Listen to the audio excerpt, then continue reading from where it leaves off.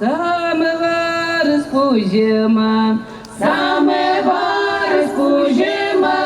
бателок ты уж вылышь. Театрализованная концертная программа начинается с традиционных ритуалов праздника и обрядовых песен. Это приветствие солнцу. В 10 утра на центральной площади Визинги не протолкнуться. Подворье сельских поселений района, ярмарка изделий мастеров декоративно-прикладного искусства и народных промыслов, торговые ряды. Каждый найдет себе что-то по душе. И суродеми, гордвина, деми, топ, пирожки.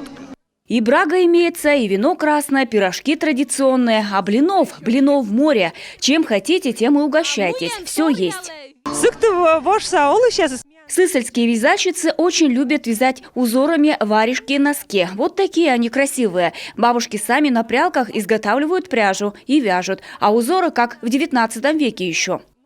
180 гостей со всех уголков Коми и даже соседних Кирова и Архангельска. Всех угощают вареной коми-капустой и ухой, которую сварили прямо на площади. Программа праздника выстроена на местных традициях и обычаях сысольских Коми. В 2009 году Гажа-Валяй приобрел статус республиканского. С тех пор традиции не меняются, но лейтмотив каждый год разный. В этом году он посвящен семейным традициям и году семьи. Семейно-бытовая культура народа Коми на празднике представлена конкурсами «Семейный отдых по-сысольски» и «Меча-дать» – праздник разукрашенных санок.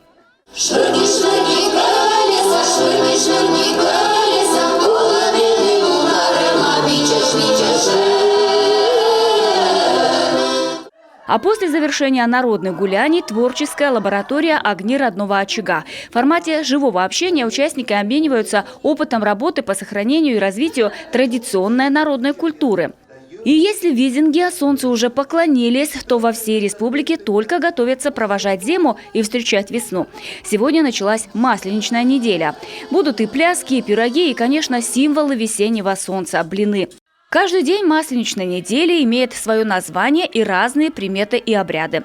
Понедельник – встреча, вторник – заигрыш, среда – лакомка, четверг – разгуляй, пятница – тещины вечерки, суббота – заловкины посиделки. В последний день Масленицы – прощенное воскресенье. Принято просить прощения у близких за нанесенные обиды. В этот же день сжигается чучело зимы. А уже с 18 марта начинается Великий пост. Он продлится 48 дней. Отмечать Пасху мы будем 5 мая.